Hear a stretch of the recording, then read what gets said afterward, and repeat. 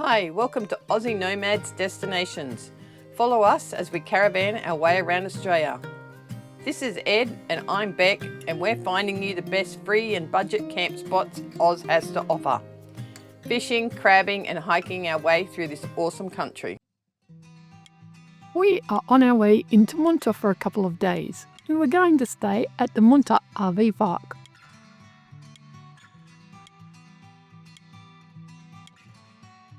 Out there collecting a ball. I don't know what we're going to do with it. He's going to play soccer.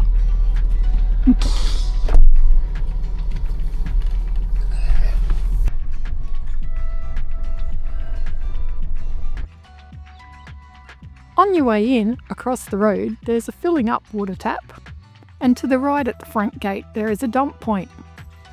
There's also bins at the front gate, and you can stay for 3 days. It's right on the edge of town, and you can walk to the grocery store and the cafes. There are no toilets, but there are some about 500 metres up the road. You can only camp here if you have a toilet on board. The grounds would easily hold 30 to 40 vans, and it was flat enough. There was phone and internet reception. It's a donation camp, and there's a tin at the front gate. And you can have your dogs. The only con is, it's a bit dusty, but we are super used to this dust and wind at the moment.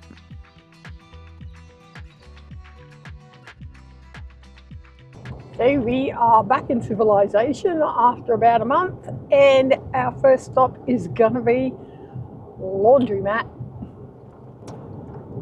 14 kilometres to the nearest laundromat. Off we go. Bitumen roads. Don't see too many of them. The laundromat is in the next town, down at Wallaroo. We made sure we took some entertainment. It's been a couple of weeks since our last laundry, so I reckon we had about 3 loads with the sheets and towels.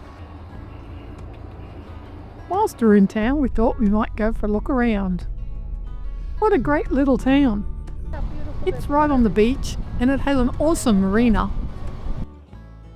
So we are down at the Wallaroo Marina. It's very beautiful. They're big.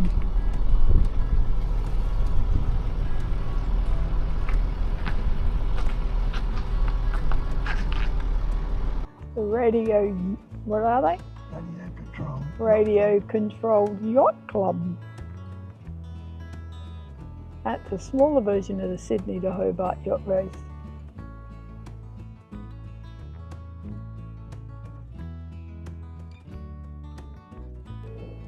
This is a tough gig, Ed. Are you coping with this? In trouble. You're having trouble? Okay then. They got fish and chips. They must have fish and chips because the seagulls are loving them.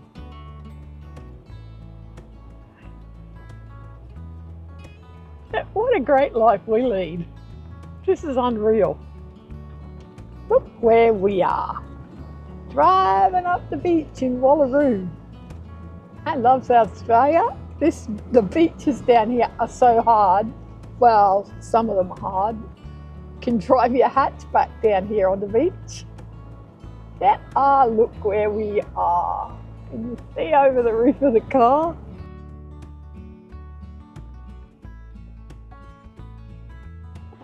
Time to head home and turn that caravan into a Chinese laundry.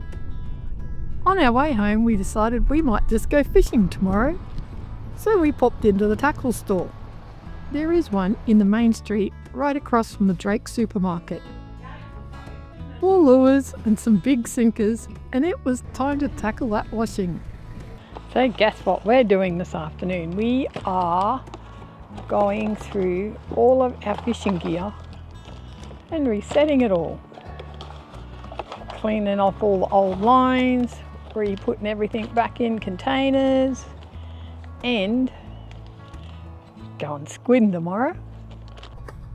Ready, glow in the dark. Now I just got to get him to take me down there at night time. What have you got there, Ed? A mess.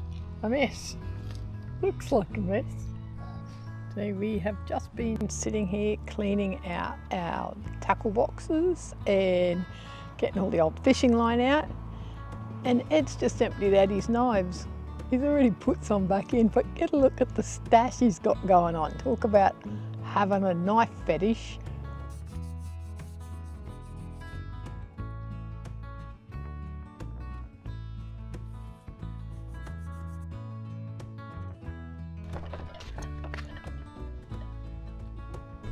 We are going squidding.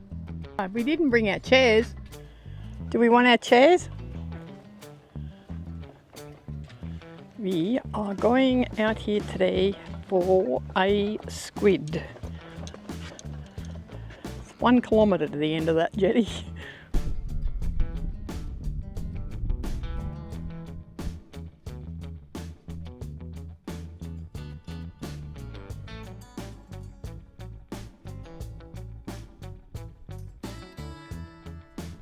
Well, we tried for at least 2 hours. Never caught a thing. Didn't even get a bite. And it's about lunchtime. Ed reckons, I'm hungry, let's go. Off we went with our tail between our legs and squidless. Halfway down the jetty there's an enclosure to swim in, so the sharks don't eat you. I handed Ed my rod and went, give me 10 minutes, I'll meet you at the car.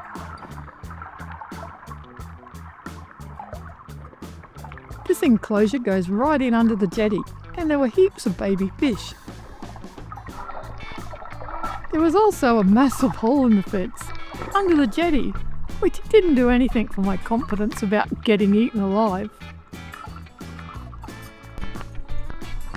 Time to go home for some lunch.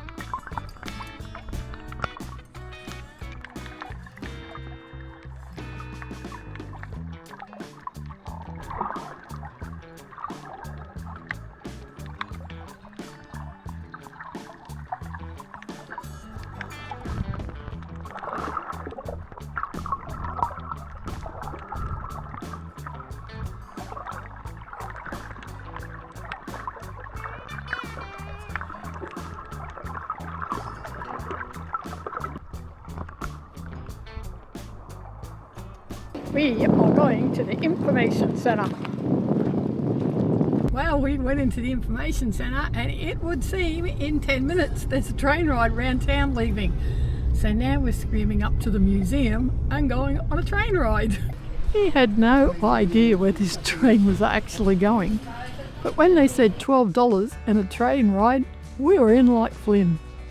Off we set, straight down the wrong road, had a Barney on the way, and made it with 1 minute to spare. 7, 8. Where do you want to go? Which side? I don't care. Pick a seat. And Moonta is from the Aboriginal word Moonta Montera, meaning thick, impenetrable scrub. Hello everyone, welcome aboard. As we go around, I'll tell you a little about the discovery of copper and the history of the mine and of Moonta. These were some of the largest and richest copper mines in the world, a place now called Wallaroo Mines in 1859. Paddy Ryan discovered signs of copper just near, apparently of alcohol poisoning, before he collected any of his reward. And over to the right in the distance, these are called... It seems it's a tour of the old copper mine. Off we set. The train ride was really good with heaps of info. And there's a spot where you can get out and go for a walk around. This is evidence of the natural leaching of the copper.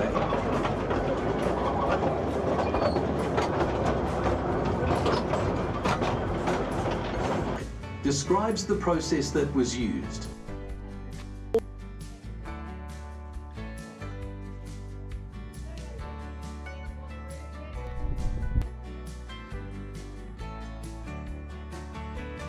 Current building you see ahead of you.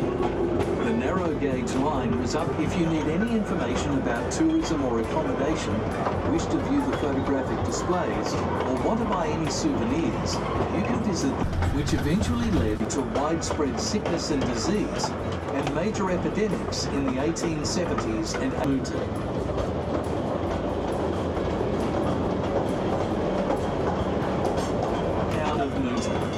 Also, don't forget our visitors book and customer comment cards on the platform when you get off the train. Once again, thank you for travelling with us. They gave us a mud map of the rest of the area to look at when we got back. When we arrived back, we did some of the old buildings before calling it a day.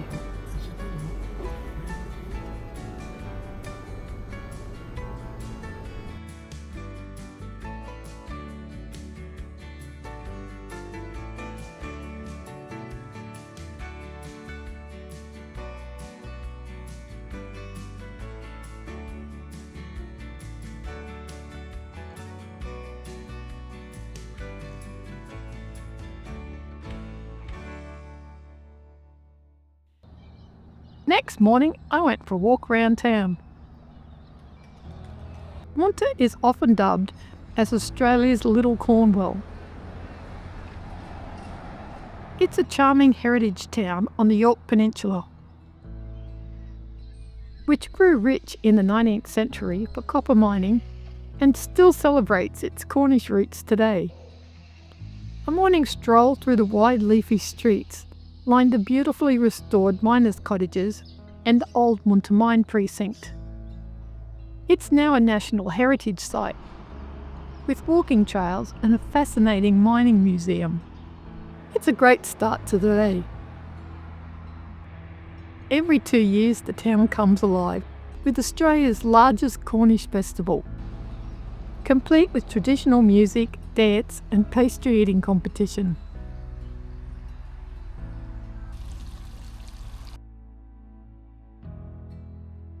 With its friendly community and nearby sandy beaches at Moonta Bay, as well as a very large jetty for fishing, Moonta also has a calendar of farmers markets and local events.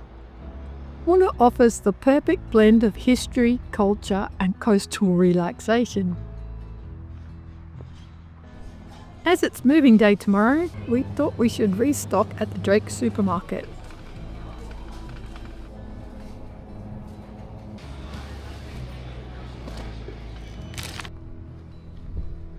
Then we headed off for a little stroll around town.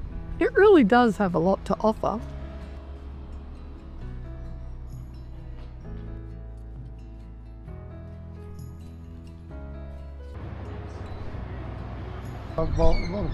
Yeah, it's cool, isn't it? And then headed off to get Ed a Cornish pasty fix. He assures me it was delicious.